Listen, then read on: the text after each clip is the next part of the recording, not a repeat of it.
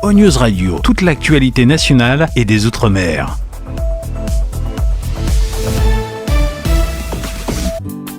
Évadez-vous dans un cadre verdoyant et paisible d'une propriété abritant 4 hébergements indépendants de 75 mètres carrés, dotés chacun d'une piscine privée.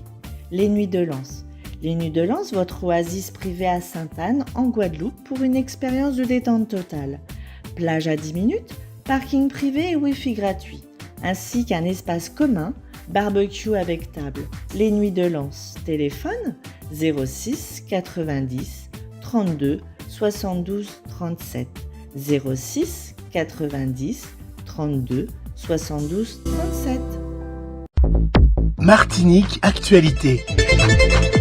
Je vous le disais en titre hier, mercredi 6 novembre, lors des questions au gouvernement, le député Jean-Philippe Nilor a interpellé le ministre des Outre-mer sur la volonté des assureurs de ne plus couvrir en Outre-mer les dégradations liées aux violences urbaines à partir de 2025. Les assurances resteront présentes dans l'ensemble de nos territoires parce que la France est partout où elle doit être, a répondu le ministre de l'Économie. Ce dernier a assuré mettre en place des moyens pour restaurer le dialogue entre les assureurs, les victimes et l'État.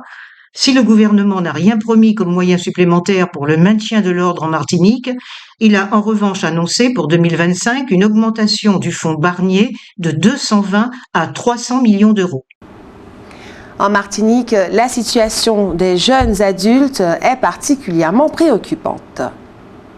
En effet, avec un taux de jeunes de 15 à 29 ans, ni en emploi, ni en études, ni en formation, qui atteint environ 26%, soit 14 400 jeunes. C'est ce qu'il ressort d'une étude du Conseil économique, social, environnemental, de la culture et de l'éducation en Martinique, CESEM, grâce à des données provenant d'une analyse de l'INSEE, Institut national de la statistique et des études économiques. Le Conseil explique que ce chiffre est significativement plus élevé que la moyenne observée en France continentale, où le taux se situe à environ 13%. Nous, c'est donc le double. L'association des commerçants Émergence Lamantinoise et la ville du Lamentin organisent la 5e grande braderie des commerçants du centre-ville depuis ce jeudi 7 jusqu'au samedi 9 novembre de 9h à 17h dans les boutiques du centre-ville et sur la place André Aliquer. À cette occasion, la rue principale Ernest André sera piétonne pendant les 3 jours. On a noté aujourd'hui jeudi à 10h la présentation de l'association Émergence Lamantinoise et samedi, toujours à 10h, dans le centre-ville, une ambiance musicale sera assurée par le groupe ABC Zik. L'Équateur, premier exportateur mondial de cacao fin, cherche à se démarquer sur la scène internationale alors que le marché du cacao est en pleine turbulence. Présent au Salon du chocolat à Paris, l'Équateur, petit pays latino-américain, met en avant la qualité exceptionnelle de ses fèves qui séduisent de plus en plus les fabricants de chocolat haut de gamme en Europe et en Amérique du Nord. Face à la baisse de production en Afrique de l'Ouest et à la flambée des prix du cacao, l'Équateur prévoit d'augmenter ses exportations de 45% cette année, répondant ainsi à une demande mondiale en croissance continue. Sa réputation repose notamment sur le cacao fin, apprécié pour ses saveurs uniques et provenant de variétés spécifiques cultivées uniquement dans le pays. Pourtant, les producteurs équatoriens font face à des défis, rendement variable, faible soutien de l'État et concurrence des cacaos plus standardisés d'Afrique. Cependant, lors du salon, la délégation équatorienne a eu l'occasion de rencontrer des représentants français et de se rendre à l'école de pâtisserie Le Nôtre. Ce matin, jeudi 7 novembre, a eu lieu à 10h30 à la mairie du Lorrain une séance du conseil d'administration de l'association des présidents des centres de gestion des Outre-mer. Cette séance a été suivie de la visite d'un chantier d'insertion valorisant le mentorat dans la fonction publique territoriale de Martinique.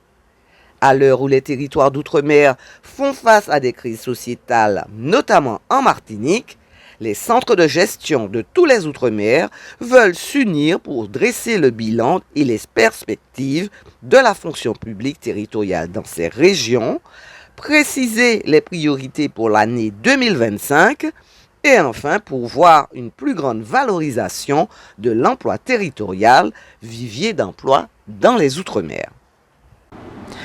En réponse à la crise sociale que traverse la Martinique et dans la continuité de la conférence territoriale ad hoc des élus, le président du conseil exécutif, Serge Letchimy, invite les organisations syndicales, partenaires sociaux et socioprofessionnels à une réunion de concertation demain, vendredi 8 novembre à 10h à l'hôtel territorial de Cluny. Cette rencontre réunira les principales organisations syndicales et patronales de Martinique et les présidents des chambres consulaires. Et vous avez sans plus attendre la parole, c'est l'heure de votre avis compte. Bloquer la Martinique, est-ce la bonne solution? Nous vous écoutons.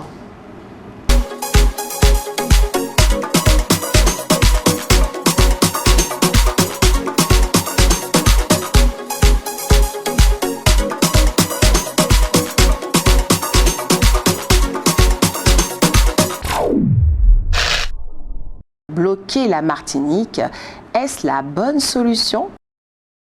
Je ne pense pas que ça soit la bonne solution. Pour moi, ce serait peut-être mieux de bloquer, par exemple, le port, l'aéroport, et puis la Sahara, tout simplement. Commencer par là, et puis voir un petit peu comment ça se passe. Mais bloquer la population, c'est pas vraiment une solution. Bloquer la Martinique, c'est pas forcément une bonne solution. Mais fait-on des omelettes sans casser d'œufs? Et partout dans le monde, à partir du moment qu'il y a des revendications, il y aura toujours cela. C'est pas tout à fait la bonne solution, mais il faut qu'ils arrivent à trouver un compromis. Je suis contre les dégâts, les machins, mais je suis pour pas tout à fait le blocage. Pour moi, oui, parce que sans blocage, il n'y a pas de solution, il n'y a pas d'entretien, il n'y a pas de personne qui prend en compte les problèmes de la Martinique. Donc oui, il faut bloquer. C'est comme ça qu'on se fait entendre, tout simplement. Bloquer la Martinique, est-ce la bonne solution? Oui, c'est la bonne solution. Eh bien oui, on n'en peut plus. On est étouffé par les prix exorbitants. On n'arrive pas à s'en sortir. S'il n'y a que cette solution-là, pourquoi pas? Alors bonjour, selon moi en fait, non. C'est pas la bonne solution parce que ça nous bloque nous aussi en tant que citoyens et ça nous met en difficulté. Il y a des endroits où oui je suis d'accord, par exemple le port, on pourrait le bloquer pour empêcher justement aux magasins de recevoir leurs produits, etc. Mais bloquer toute la Martinique, non, je trouve que c'est une mauvaise idée. Outremernews.fr, le site de l'actualité Outre-mer, 24 heures sur 24 et 7 jours sur 7. Retrouvez la chaîne Outremer News sur YouTube.